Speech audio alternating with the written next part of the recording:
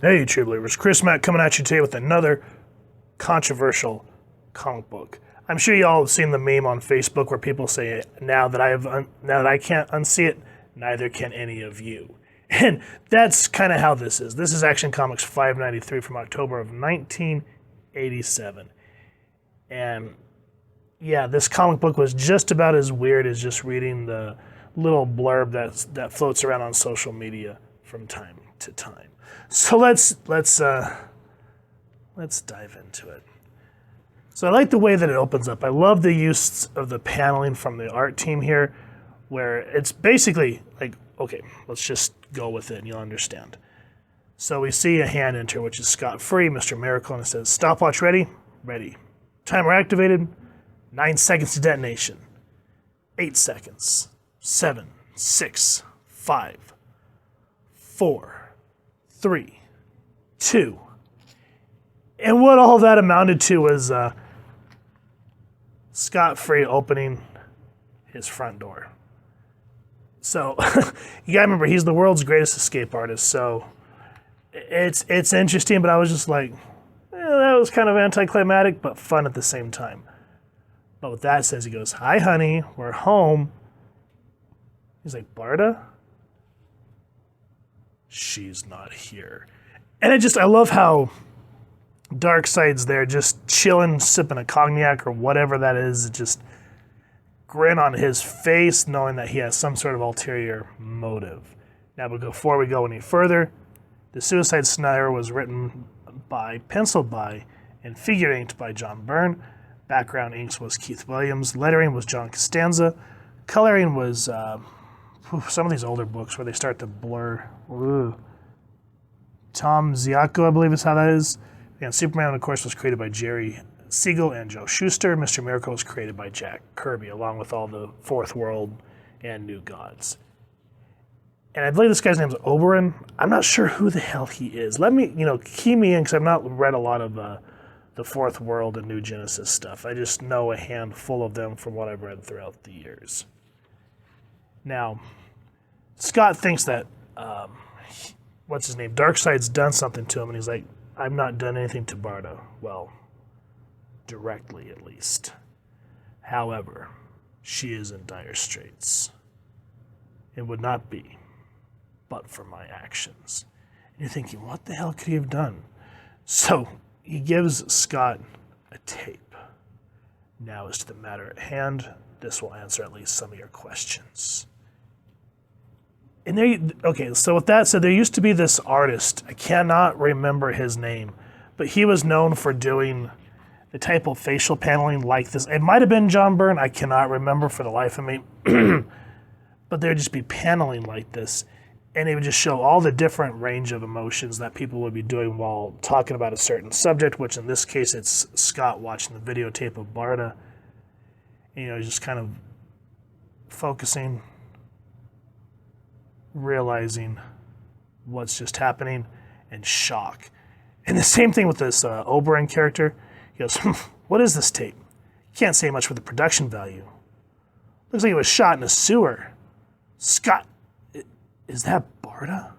"It is. I hardly recognize her under all that awful makeup." "What's she?" "Scott." I love how he's just like, "My agents acquired this televisual feast from a small shop in Metropolis, a shop which specializes in such fare." And you come to find out that it's a little shop down in like the most disgusting part of Metropolis. And if you guys haven't caught on with what is on the videotape, yeah, they don't ever say it in the comic. It's very much implied just from the caricatures of, the type of producer to the creeper in the trench coat. And so if y'all kind of can get my drift.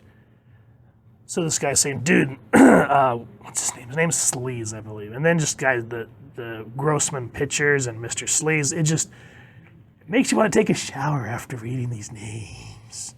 Now again, I love the artwork because it just adds to that filthy, just, "Oh God, look at this producer and look at the dude in the trench coat. I did not want him to pull that jacket open. Please, no. No, no, no, no, no, no, no." So he's saying, man, that video you sent me, that you gave me with Barda, I'm gonna make $1 million. You mean we, Grossman? Of course, it was just a slip of the tongue. Good. Now to show you how we're gonna be more lucrative. It's like Superman. Ah! I just love how he's just freaking out. He's like, oh, this has to be a stunt double, right? No, he's completely in my power. And we just see Soups here, just very zombie-like. And he's like, my desk! And here, this is where it got a little more creepy. So it says, I take it you're convinced? You can imagine the profits to be made out of our proper exploitation. You mean I can use Superman in my videos?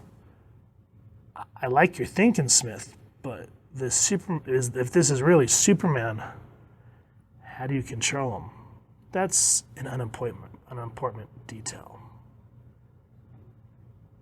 And then he says, the next part, here he goes,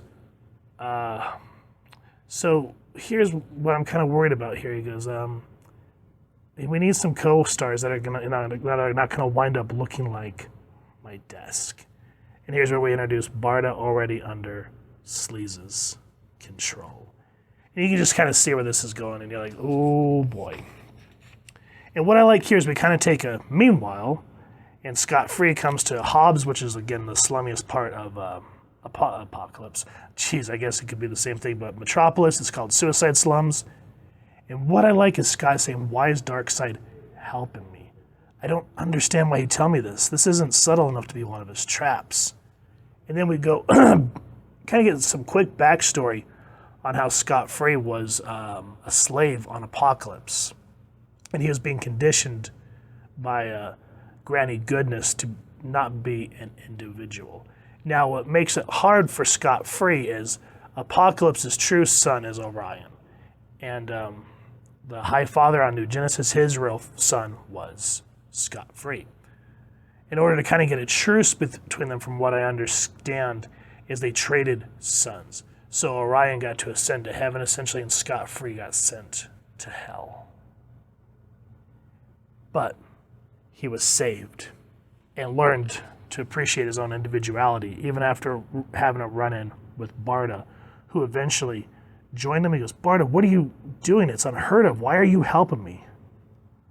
Because I like to help fools. And then we learn how the mantle of Mr. Miracle was passed down to him, how he learned all the escape tricks, the wedding of him and Barda. It's just great moments like this. These next couple of panels reminds me how much of a badass Scott Free is, and that's why I get frustrated when, like, for example, the newer solo Mr. Miracle book, where they were showing him this depressed, sad, dour character. It just does not line up with who Scott Free is. Even though he's been through hell, he's always more one of the up type characters, if you get my thinking here. But anyway, he says Mother Box doesn't sense no immediate danger.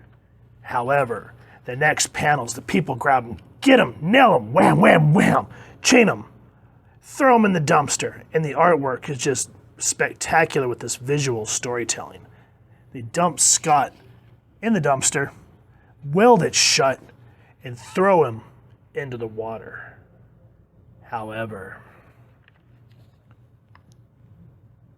the world's greatest escape artist, he goes, Mother Box was right. There was no immediate danger. That probably won't come until I find Barda. So after all this ultra violence, he's like, whatever, I'm moving on. That's awesome, and to show how strong Scott Free really is. And what's cool is once he discovers where Barda and Superman is, he just smashes in and goes, there's no longer a point in being subtle. Cut. That's a wrap, people. And here this monster, Sleaze, there's a lot of backstory on Sleaze here, and I don't want to give that away. I want you guys to read this book, even though it was going to make you want to take a shower or at least brush your teeth or your eyeballs afterwards. But I love how this monster just jumps on him. Great artwork. And I love the moments here with Barda. And after all this serious subject matter, there's an explosion. And a lot of people that I kind of went across that were talking about this book said that, kind of having this sort of Tex Avery Looney Tunes thing of Superman just like, great Scott, sort of felt discombobulated from the whole tell. I get. But when you read this whole thing, it's an entirety what's going on with Barda and Superman and what it's doing to Mr. Miracle. There's all this tension, and you're just thinking, ugh, I'm so uncomfortable. I feel like this was sort of that comedic relief. You needed that kind of that was some serious stuff that I don't want to talk about. Speaking of serious stuff that I don't want to talk about, there's a very awkward moment between Barda and Superman towards the end. And again, it makes you feel uncomfortable because you have those type of conversations. Not in this subject matter, but you have those uncomfortable conversations where it's like, maybe we should just leave well enough alone and walk away. And with that said, guys, Action Comics 593. Is it the next American novel? No. Is it a decent enough read? Yes. Does it feel like a Superman comic book? No. But with that said, you at least have to have this in your collection because this is one of those ones that just created so much hype to this day and is still talked about on social media. So I highly recommend getting 592 and 593. So I'm going to try to hunt down 592 eventually. So if you've enjoyed, well, that's a strong word. If you found the story interesting, please first and foremost support your local comic shop and pick up a copy. If you've enjoyed the review, we really would appreciate if you take a moment to like, share, and subscribe. Helps the club channel more than you could possibly know.